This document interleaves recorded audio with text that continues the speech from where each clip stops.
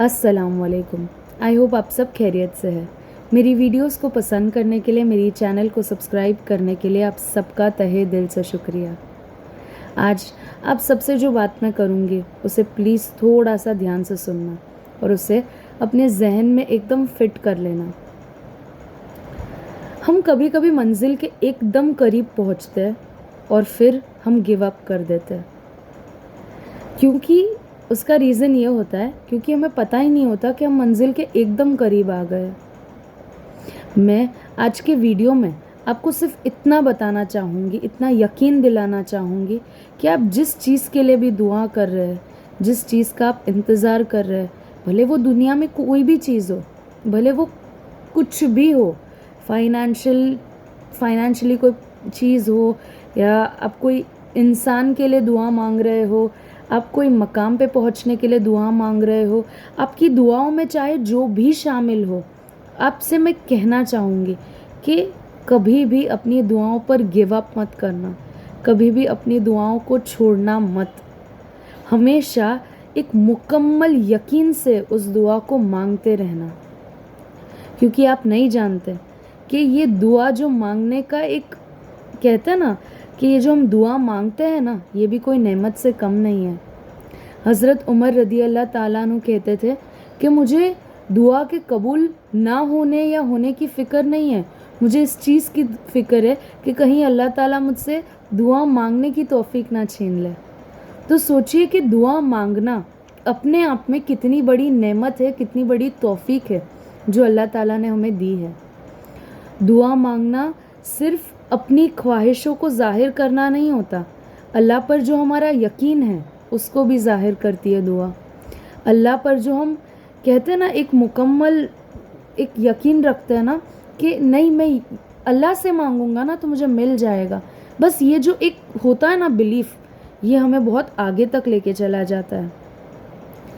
मैं अब सबसे ये चीज़ रिक्वेस्ट करना चाहूँगी, आप लोग नहीं जानते कि जिस मोड़ पे आप खड़े हो अभी, हो सकता है आपको ऐसा फील हो कि नहीं, मुझे छोड़ देना चाहिए, मुझे गिव अप कर देना चाहिए, अब कुछ नहीं हो सकता, कोई रास्ता नज़र नहीं आ रहा, कोई असबाब बनता नज़र नहीं आ रहा, कहीं से कुछ हो ही नहीं सकता। ये ख्याल, ये जो वसवसे है, ये जो एंशियसनेस है आपकी, ये सब क्यों हो रहा है? क्योंकि आपको वो चीज़ें दिखाई नहीं दे रही।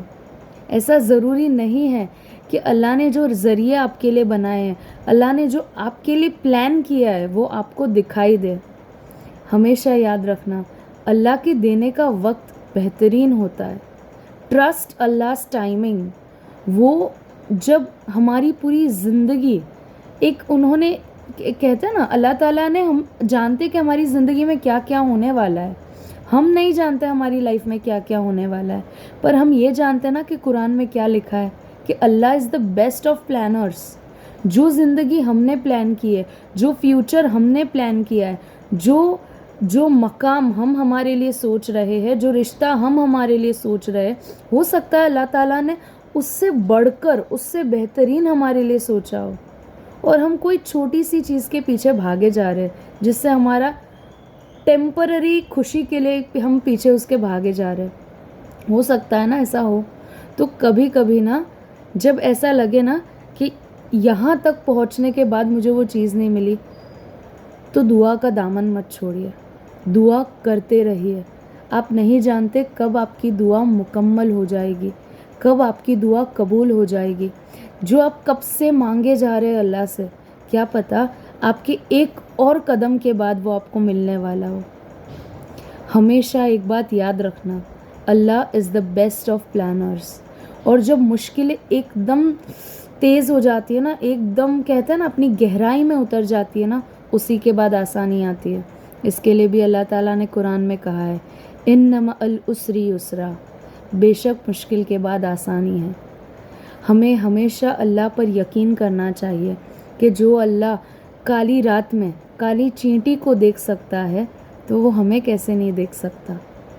हमेशा अपना यकीन बरकरार रखिए, अपनी दुआओं पर यकीन रखिए।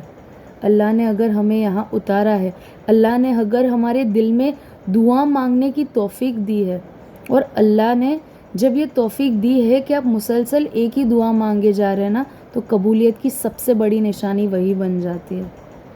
پلیز اپنی دعاؤں کا دامن کبھی مت چھوڑیے، کیا پتہ اسی پل کے بعد قبولیت ہو، اسی پل کے بعد اللہ ہمیں معجزے دکھا دے۔